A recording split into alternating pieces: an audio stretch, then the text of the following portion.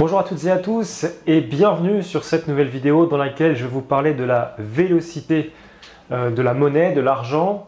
Alors qu'est-ce que c'est que la vélocité de l'argent? Tout simplement c'est combien de temps est-ce que je vais mettre pour avoir mon retour sur investissement, pour récupérer l'argent que j'ai investi. Donc évidemment, dans le domaine du blogging, on ne parlera pas que de la vélocité de l'argent, puisqu'il y a d'autres éléments qui vont rentrer en compte, puisque bien évidemment le travail que vous allez faire en plus de l'argent que vous aurez investi va être un élément qui va favoriser ou défavoriser tout simplement un retour sur investissement qui soit plus ou moins rapide. Alors ce que je voudrais dire par rapport à la vélocité de l'argent, bon, on peut appeler ça le temps de récupération finalement de l'argent qui serait investi, ou encore la vitesse de circulation donc de l'argent. Mais il y a une notion fondamentale en fait qui ressort de ça, de la vélocité de l'argent, c'est finalement ce côté de l'efficacité.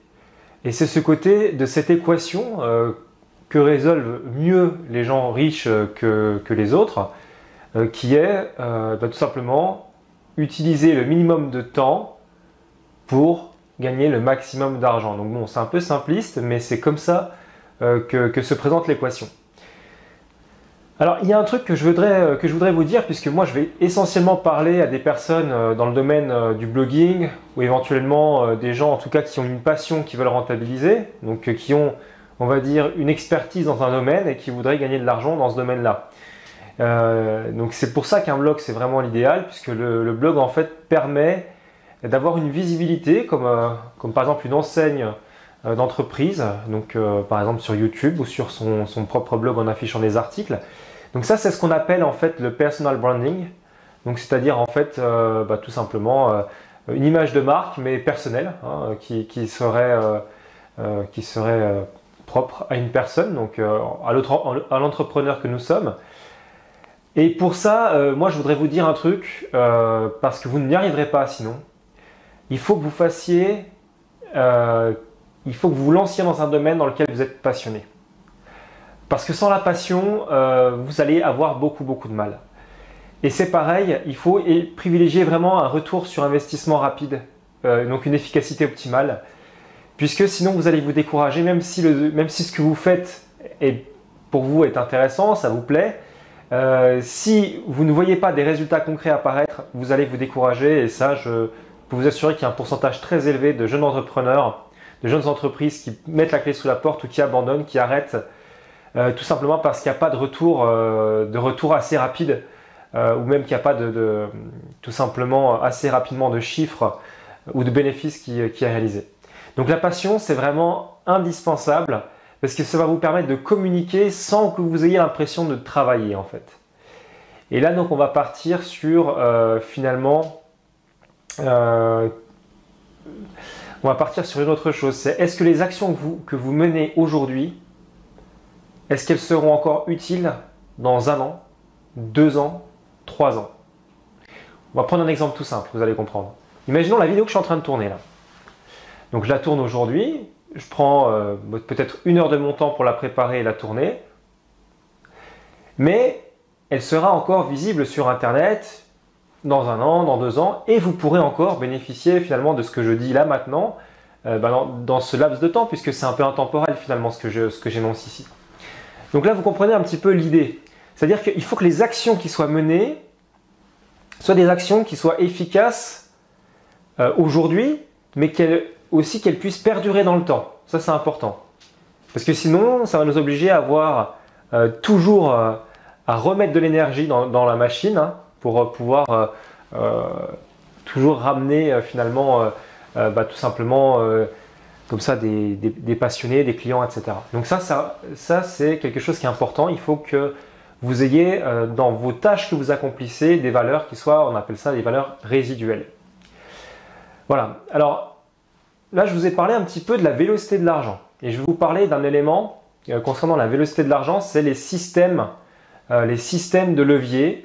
Alors qu'est-ce que c'est qu'un système de levier? Tout simplement c'est un système qui est automatisé, donc ça veut dire par exemple un autorépondeur c'est un système de levier, enfin voilà, c'est un système qui est automatisé, qui ne vous coûte pas d'argent et qui ne vous coûte pas de temps. Et je rajouterai une toute petite chose dessus, c'est que c'est aussi quelque chose qui ne vous coûte pas en termes d'esprit. Vous n'êtes pas obligé de réfléchir trop à cette chose-là, vous n'êtes pas obligé de vous occuper l'esprit par rapport à ça ou d'avoir une certaine pression par rapport à ça. Voilà, ça c'est vraiment le levier idéal. Hein, donc ça peut être un investissement d'ailleurs dans la pierre, hein, tout comme ça peut être eh bien, un investissement dans un blog, un investissement dans quoi que ce soit d'autre. Et c'est là finalement, dans ces leviers-là, qu'on va prendre en compte pour prendre nos décisions, l'analyse par rapport à la vélocité de l'argent. Dans combien de temps est-ce que mon investissement va me rapporter au moins autant qu'il m'a coûté? Donc mon retour sur investissement dans combien de temps? Et je vais plutôt choisir des choses qui ne m'encombrent pas l'esprit, qui sont sans trop de risques et qui me permettent d'avoir un retour le plus rapide possible. Et c'est comme ça que je vais faire mes choix parce que c'est ce qui est le plus efficace. Et c'est pour ça que je vous parlais dans des podcasts précédents sur la chaîne vous savez, tout ce qui est plutôt produits numériques plutôt que produits physiques, parce que les produits numériques, là, vous savez, on n'a pas besoin tout simplement, on n'a pas besoin de recréer des produits, de gérer du stock, de gérer de la logistique, etc. Donc c'est beaucoup plus efficace, c'est beaucoup plus simple à mettre en place que des produits physiques de l'e-commerce, que d'ailleurs j'ai par ailleurs fait moi-même au début que je connaissais le monde entrepreneurial. Quand j'avais une vingtaine d'années, j'ai lancé plusieurs entreprises dans le domaine de l'e-commerce. Et donc voilà, je connais un petit peu le milieu aussi, et je peux vous assurer que c'est vrai qu'on sous-estime énormément le temps que mettent les jeunes entrepreneurs, ne serait-ce qu'à concevoir, ne serait-ce que éditer les factures, répondre aux demandes de clients, envoyer les colis, préparer et envoyer les colis, faire les demandes aux fournisseurs, voilà, etc. C'est tout un travail, et je peux vous assurer que ça prend énormément de temps qui peut donc être automatisé par ce système de levier qu'on peut avoir de toute façon sur Internet avec des systèmes d'autorépondeurs, des systèmes de vente automatique comme Cuneo, voilà, qui permettent de faire le travail finalement à notre place et donc de nous faire gagner un temps précieux qu'on peut mettre ailleurs notamment. Et c'est ce que je vous conseille dans le personal branding, donc dans le fait d'écrire des articles de blog ou de faire des vidéos sur YouTube comme je suis en train de le faire en ce moment. Voilà, donc vous en savez un peu plus. Alors je vais quand même répondre à une question qui est très souvent posée parce que c'est compliqué finalement de savoir, ok, vous avez une passion, est-ce que c'est intéressant de vous lancer sur Internet, dans le blogging, dans la vente de produits, dans la vente de formations, peu importe, dans le domaine dans lequel vous êtes compétent, dans lequel vous aimeriez vous lancer. Alors en fait, je vais vous dire un truc, il faut déjà voir évidemment quelle est la demande. Hein, partez de la demande. Et là, je vais vous donner une astuce de marketeur, une astuce qui est, que je n'ai vue que dans les formations payantes, donc on va dire que c'est une première en gratuit, c'est de vous renseigner sur Internet, sur les forums. Renseignez-vous sur les forums et voyez la demande qu'il y a sur les forums.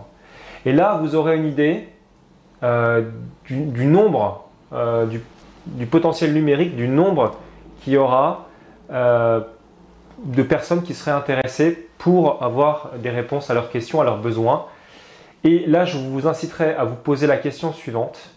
Et là, soyez très honnête avec vous. Hein. Ne partez pas sur des suppositions, on va dire, un petit peu utopiques, mais soyez très réaliste, parce que c'est ça le monde des affaires, il faut être très réaliste. Combien vous pourriez vendre cette formation? Et d'après les personnes que vous voyez témoigner sur les forums, à combien de personnes vous pourriez vendre ces formations? Alors bien évidemment, il y a des mines d'or, hein. Je ne vous le cache pas, aujourd'hui sur Internet, il y a des gens qui peuvent faire fortune puisqu'il y a vraiment des domaines qui sont très demandés, qui répondent à des besoins profonds. Voilà, ça c'est un gros point. Moi par exemple, j'ai monté ma boîte dans le domaine du divertissement et je vends du coaching et d'autres produits dans le domaine du divertissement. Mais concrètement, c'est clair qu'on vend déjà de 1, beaucoup moins simplement, parce qu'on ne répond pas à un besoin profond, et de 2, on vendra toujours beaucoup moins cher, parce que tout simplement, on ne répond pas à un besoin profond.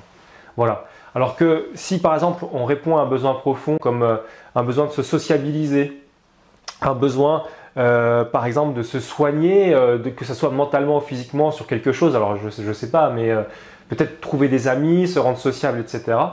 Là, vous répondez vraiment à un besoin profond parce que c'est indispensable pour les personnes d'avoir des amis, d'avoir une copine, d'avoir tout un tas de choses au niveau social. Donc ça correspond vraiment aux besoins profonds d'un individu, hein, si on regarde la pyramide de Maslow. C'est vraiment, voilà, c'est vraiment quelque chose qui est fondamental. Donc, évidemment, vous pourrez vendre plus cher des formations et à plus de gens et vous pourrez les convaincre plus facilement si vous êtes dans une thématique qui répond à un besoin profond. Après, il y a d'autres idées qui peuvent vous aiguiller. Par exemple, si on prend un domaine technique comme la photographie, vous voyez le prix des appareils photo ou des caméscopes, hein, on peut parler aussi des caméscopes.